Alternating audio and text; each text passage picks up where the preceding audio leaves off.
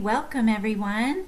This is our rising 8th grade meeting. So if you have a 7th grader this year who will be in class 8 next year, we are here to talk a little bit about what will be covered. Mr. Gay is here today. He teaches the first block of the year along with several other blocks for the 8th graders. And so he's going to kick us off. Then I'll follow up with a bit more information about the 8th grade project. And you can always ask questions at the end. Okay, good. So 8th grade. I just wanted to start off quickly with the sort of picture of the sort of development of the students at this stage. And so it gives you an idea of how our curriculum actually meets this. So strictly speaking, 8th grade is the end of the sort of class teacher period, but it's a momentous period for the student because there's this real changing from an adolescent, for going from this adolescence, coming into this adolescence and becoming someone different. And puberty started a bit earlier, so all of this is going in and there's all these things going on to them. So there's quite a lot of physical changes still happening in them. There is often in class 7, 8, and even into class 9, there's this rapid limb growth and clumsiness that can kind of come in with that as well. And but with that and this with that sort of changing of the body and the puberty and stuff, there's a much more awareness of the body. They become much more conscious of themselves, more so than they've ever done before. And it can become visible as self-consciousness, becoming a little bit uncomfortable or much more concerned about how they look and stuff like that. So this changes inside their body. And this physical development is part of the process, but also what's happening is emotionally they're changing. They are coming into these strong teenage years where emotions are at the top of their agenda every moment of the day. And this is important for them because they're in this phase where the emotions are sort of bubbling up out of them all the time. And we perceive them as adults as emotional, just calm down, it's not so bad. But what they're doing is they're learning to regulate themselves. So they're getting all the swarming of these emotions coming out and we're finding a way to regulate. And with this comes this swings of enthusiasm is probably a good way to put it. Very enthusiastic and then couldn't even be bothered to even lift their head to acknowledge you kind of thing. And this sweeping back and forth. So and this changes in them are quite big, but there's lots of things happening under the current. Like I say, there's this learning how to regulate, how to manage ourselves, how to engage in the environment in a different way. Moving away from the sort of family so much and social things becoming more important, and all the things that come with the social engagement with teenagers. But from an educational point of view, what's really important when it comes to teaching and working with class 8 students is this thing that there's a change in the way that they have a relationship with authority. In the younger classes, a lot of the time, the authority is accepted as the teacher, or in the home, the authority of the mum or the dad, whoever the caregiver is accepted. But from about end of class 6 going to class 7, that gets questioned a bit. But really in class 8, this starts to change. There is a need for authority to be earned. You can't just say, I'm the boss, deal with it. You have to earn that place with them. So this changes the way we teach them, and it gives us a little insight into how we work with that. And because of that, and the other thing that's happening in them is this critical thinking is starting to develop. Thinking is growing in them, but really when they get to the beginning class 8, it's the real foundations of critical thinking. And what becomes important both in their sort of emotional and moral side and stuff is this fairness and everything having a clear picture. So I know, for example, one of the things I do when I teach history, I try and give both sides of the story. I don't try and give a skewed side. There's a tendency, history is written by the victors. There's one side of the story. I try and always balance this out so that what I can do then is ask them questions and they can engage their critical thinking. Did this and did that, and how does it work together? And we start off sort of kind of low key when we start off with the revolution blocks. But once we get to the 20th century, I can ask them much more direct questions and how do they feel about these things. And we start getting these conversations that happen in the class. So this engaging the critical thinking, which I think is really key to class eight, and what's actually happening for them all through this year. And the main lessons reflect that. So the main lesson gives them a way to look at the world differently. And the first block that I'll be teaching with a class, grade 8 next year, is geometry of solids or platonic solids. And basically, it's a block looking at the 5 platonic solids that Plato suggested, but they're basically a mathematical standard. And what we're doing is we're looking at how to create these. So we look at them in a flat drawing. We look at them created out of paper. We make paper nets and fold them up and create them. And then we also model them, which is actually out of clay or something, which is the most difficult part. But in a sense, what we're doing is we're giving them something, and they have to develop a new relationship to it. So geometry or whatever we've been doing before is beautiful and wonderful. We do all these interesting things, but now they have to really make it three-dimensional. They have to bring it into their own world, and especially when they get to this point where they have to model it out of clay, they have to then take ownership of the shape, and they have to engage in it in a totally different way to geometry than they've ever done before. It's basically a fun main lesson. There's lots of drawing. I think we've probably spent 90% of the main lesson. My camera's onto a piece of paper and we're doing drawings together. So it's a very engaged block, and there's a lot of physical work there. But all through, I won't speak about the one, Sarah will speak some of them, but just all through, if we just some of the other blocks, I've got organic chemistry, Shakespeare, physics, and short story and stuff. They're all elements that are engaging their thinking in a new way. So there's a real change from what they've been doing before. The short story is great because they have to create something of themselves, but it's got to be concise. So we have to apply our thinking and engage in it and totally differently. From my point of view, I'll be teaching the geometry of solids. I'll be teaching revolutions, which we'll be doing the Industrial Revolution, the American Revolution, and the French Revolution as 3 revolutions that kind of lead us into the 20th century. And there's often this idea that revolution is the key word for grade 8. And I think revolution is when something changes dramatically. There's a total change. And that's what's happening internally for them. There's a huge change in there. So we'll look at how these revolutions work. Were they successful? Weren't they successful? What was right? Giving them this idea of different perspectives. The one perspective that always amazes the students, especially teaching students being in the US predominantly, is the Boston Massacre. It's a huge issue, really starts everything off. But in English historical terms, it wasn't called the Boston Massacre. It was called an incident on King Street. It was of no importance to the empire because it was a small uprising in the colonies. It wasn't a big deal. And it's this idea of how do we change it? So if you lived in Boston, it was huge. But if you were the colonial empire, it's just a thing. So it's getting this opportunity for them to see two sides of things. We'll then look into the French Revolution, which is really traumatic, basically. The French Revolution is traumatic because it's so much work and so much effort to capture the spark of the first real spark of proper democracy in the modern world. It's this real insight. And then they lose it all and get a dictator. So it's this idea, and the children go along with this and feel upset about it. And how can they let it all go? And working with these different things. I will then pick them up a little bit later, and we'll look at the geography of Asia.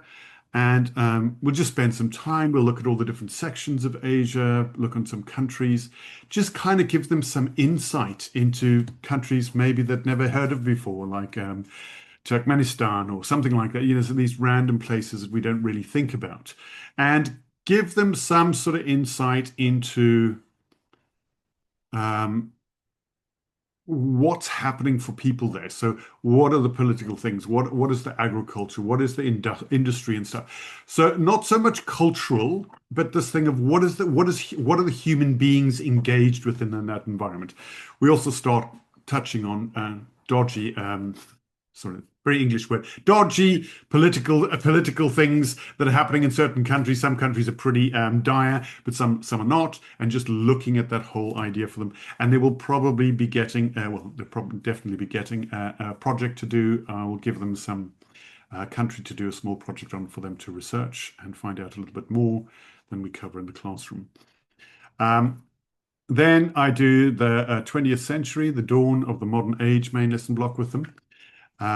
Which will basically take them through the 20th century. So, First World War, Russian Revolution, Depression, Second World War, Cold War, invention of the atomic bomb, and look at all those elements.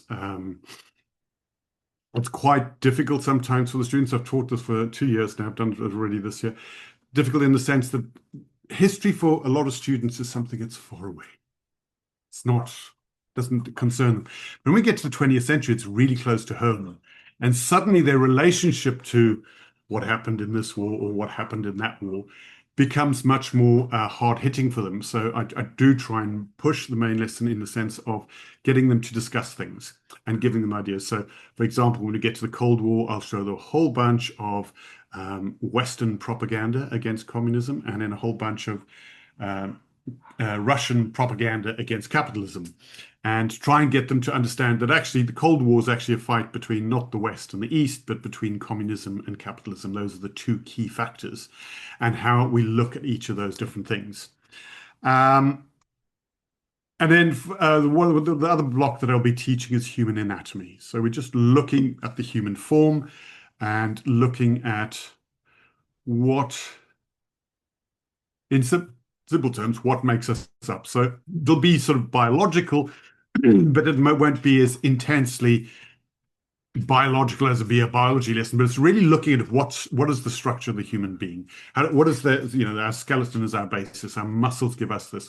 What is our rhythmic system? What is our heart system? Our sympathetic nerve systems and stuff like that. And look at how these balance those things, and how they have a relationship to all those systems within themselves, and just bring some sort of balance into that so that they get to know and understand this body of theirs that has changed quite dramatically through puberty, is growing and extending and doing all these strange things, and to just have some sort of understanding of the physical being that they inhabit.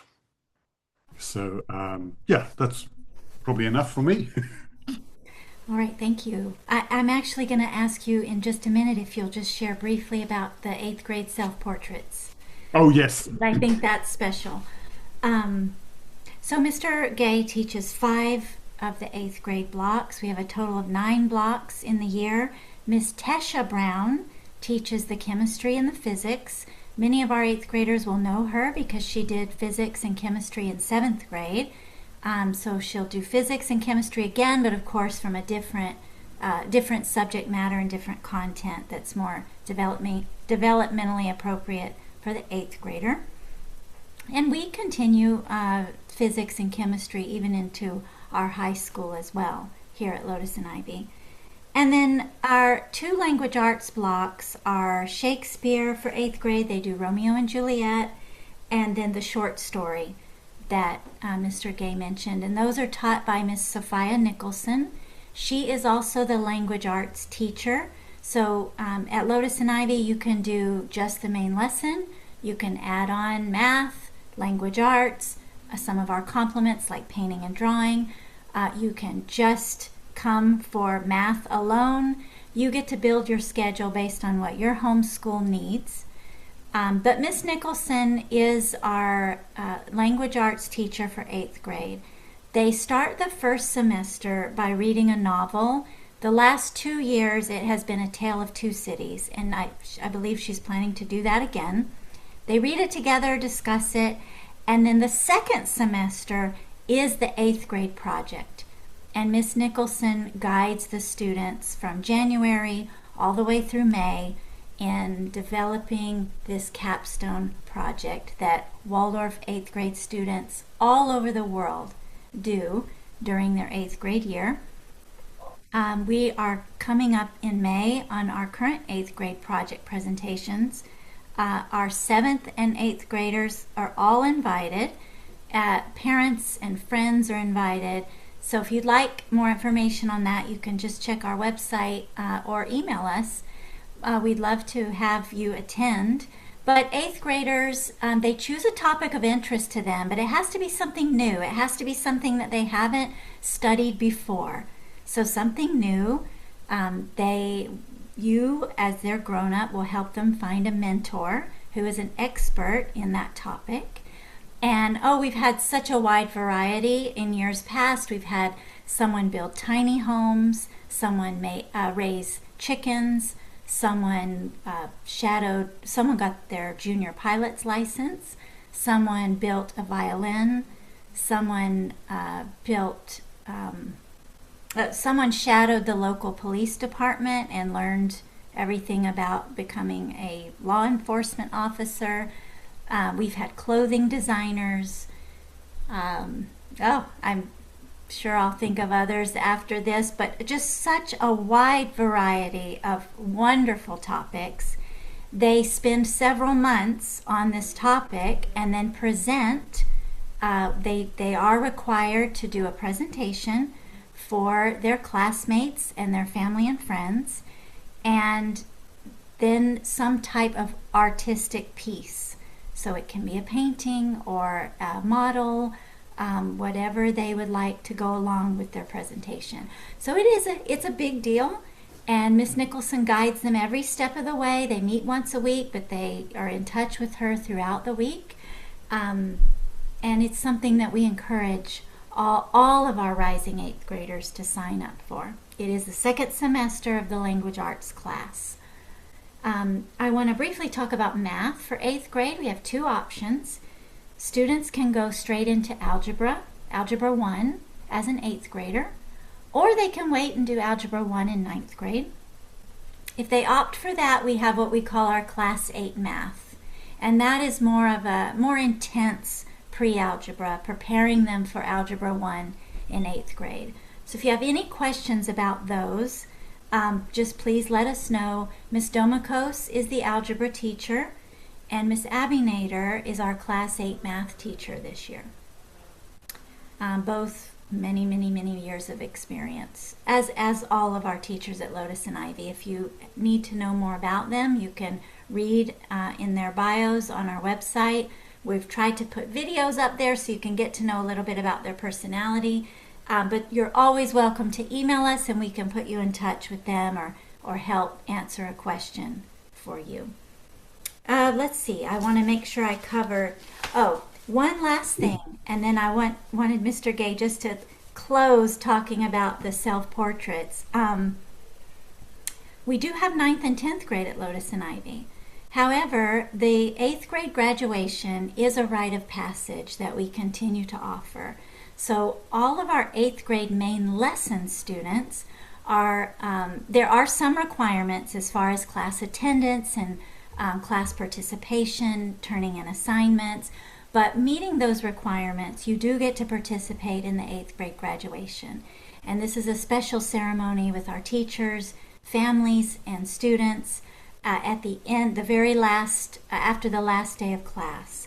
So we have a 9th and 10th grade, so we're not sending you off to say goodbye forever, but it's just a special rite of passage that we want to make sure we acknowledge, and really the intention is to let them know they're ready. They're ready for high school. So that's also something coming up that we're preparing for now, and we want to make sure that our rising 8th graders can look forward to that next year. Okay, and something else special is the portraits. So, Mr. Gay, you'll close us out with that. Usually, this semester one, isn't it, Sarah? Mm-hmm. Yep. In semester one, we have a portrait, an arts class with the students, and because they're going through this process of identifying with himself, coming into this teenage thing of who am I and sort of thing. I just thought it was really interesting to put together this idea of a portrait. How do we work on a portrait? And they've given the portrait, and the assignment they've usually given about 3 months, I think it is, in total to complete the portrait. There's specific requirements that they have to go through, and then I take them through various lessons on how to paint or draw an eye, how to proportion the face, how to get an ear right, how do we do hair. I was asked several times this year. Hair's tricky for some. And their portrait is to reflect themselves. So we talk about what things are important to them. What would you include in the picture? What colors do you like? What sort of music do you like? We really explore this thing of what makes them them, so that when they create their portrait, it's not just a random face. They feel like when they look at it, it's them. It's a representation of them. And it's the first year I did it this year, and we got to the end of the block, and they all presented their work, and I was basically floored. Some of the work they did was just spectacular, and it was really heartwarming to see the enthusiasm and courage that they did when they did it, because when they joined the class and I said, you're going to do this portrait, and I gave them the sign, some of them looked mortified. I'm never going to be able to do that. And the work that they came up with at the end, just by guiding and encouraging them and really leaving it to them. I give them pointers, but it's their work. They must come with it. And what was nice, although nerve-wracking as a teacher, what was nice, I never saw any of the work until the last day. They were doing it at home, but I did this work, and so it comes together. So it's a great project, and I know all of them that took part this year really enjoyed the project and felt really confident and inspired and thrilled by it. So it's just a nice artistic activity that can give them another way of sort of educationally looking at exploring and understanding themselves. Yes, thank you. And I believe that a lot of them are posted in our Facebook group. So if you're in there, you can see them.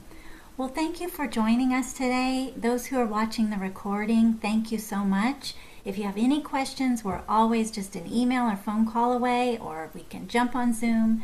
So we look forward to seeing everyone next year for another wonderful year of learning at Lotus and Ivy. Have a wonderful day. Bye-bye.